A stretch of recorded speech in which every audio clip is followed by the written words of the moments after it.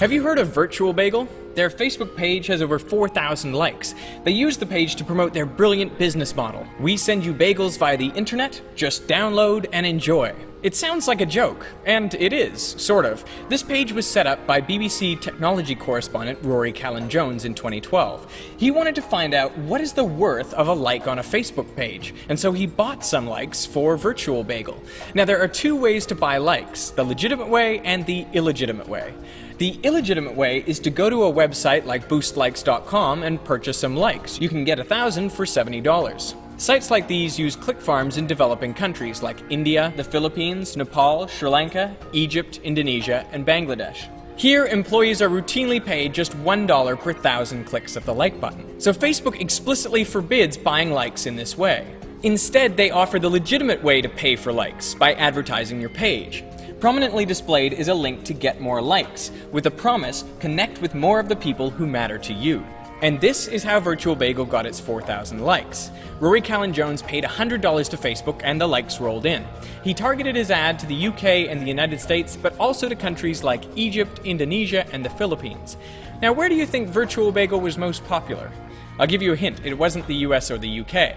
But within a day, he had over 1,600 likes, mostly from developing countries. Now, what was more problematic was the people who followed Virtual Bagel looked suspicious. For example, there was one Cairo-based follower whose name was Ahmed Ronaldo. His profile consisted almost exclusively of pictures of Cristiano Ronaldo, and he liked 3,000 pages. Callan-Jones also observed that his new throng of fans was particularly disengaged, just as you'd imagine those from a click farm would be.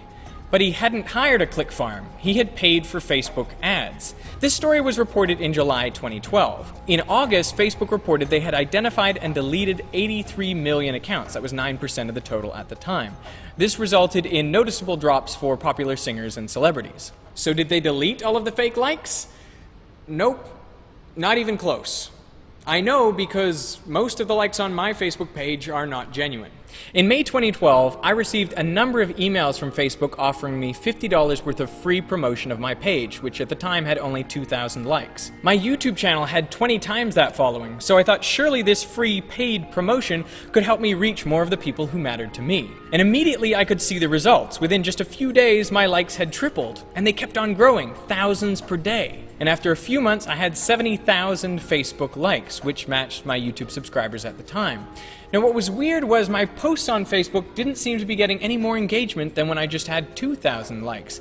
If anything, they were getting less engagement. Now, I didn't understand why at the time, but I've since realized it's because most of those likes I was gaining through Facebook ads were not from people who were genuinely interested in Veritasium. How do I know? Well, because fake likes behave very differently from real followers. Have a look at this graph of the engagement of my Facebook followers. Now here I'm plotting countries as bubbles. So this is Canada, and the size of the bubble represents the number of likes I've received from that country. So this is the United States. It's a nice big bubble. Now I'm ranking these countries on the horizontal axis based on what percentage of the likes have engaged with my page this month. So as you can see, roughly 30% of Canadians and Americans have engaged with my page, but they are not as active as the Germans, where over 40% of my likes have engaged, and they are not as active as the Austrians, a small but passionate group of Veritasium fans at nearly 60%. These are all of the other Western countries, so you can see that it's common for between 25% and 35% of my page likes to engage with my page every month. Now here is Egypt, where less than 1% of my likes have engaged with my page. Now this is India, the Philippines, Pakistan, Bangladesh, Indonesia, Nepal, and Sri Lanka. That's a big following, but no engagement. Together, all of these countries make up 80,000 likes. That's roughly 75% of the total likes I had before my last video. And these are the profiles that followed me when I used Facebook advertising. And they're worse than useless. Here's why. When you make a post, Facebook distributes it to a small fraction of the people who like your page, just to gauge their reaction.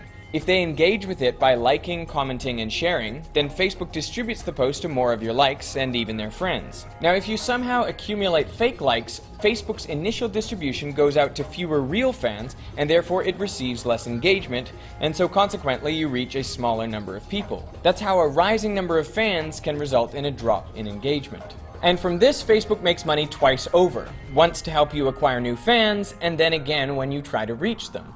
I mean, your organic reach may be so restricted by the lack of engagement that your only option is to pay to promote the post. What's worse, there is no way to delete fake likes in bulk. All you can do is try to target posts around them. And I should reiterate, I never bought fake likes. I used Facebook's legitimate advertising, but the results are as if I had paid for fake likes from a click farm. Now you might think the solution to all of this is just to exclude countries with click farms from your ad campaigns, but unfortunately the problem goes much deeper. Meet Virtual Cat, a virtual pet like none other. It's a page committed to supplying only the worst, most annoying drivel you can imagine. Only an idiot would like this page. And that's not just my opinion, that's actually what it says in the page description. And I should know because I wrote it. I created this page yesterday, and then I paid $10 to advertise the page through Facebook, targeted only to cat lovers in the United States, Canada, Australia, and the UK. Now I expected that because I had excluded all of the big click farm countries, and because the page is so terrible, that I basically wouldn't get any likes. But within 20 minutes, I had blown through my whole budget, and I got 39 likes. So who are these people liking a blank page and costing me 25 cents a piece? All of the profiles were from the places I had targeted, mostly the US, but there was something strange about them. All of these people liked a lot of things, like hundreds and thousands of things. And a lot of the things they liked were odd too. Like in one account, this person liked T-Mobile, AT&T, and Verizon. They liked Jeep and Lexus and Mercedes and Volvo and Volkswagen. They liked everything. Other accounts I saw, they liked kitchen scrubbers and they liked mouthwash. Who reports that on their Facebook page? It baffles me. So the real mystery to me is why someone somewhere would click on ads that they didn't care about without making money from them. I mean, I don't think these clicks came from bots. They're too easy to identify and eliminate. And I also don't think for a second Facebook would pay click farms to click on those ads to generate revenue for them. So it really seems like a mystery. And then in this article, I found what I think is the most reasonable hypothesis. Click farms click the ads for free.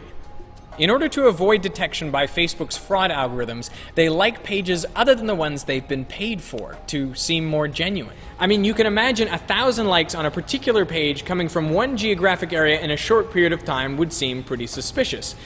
But buried in a torrent of other like activity, they would be impossible to identify.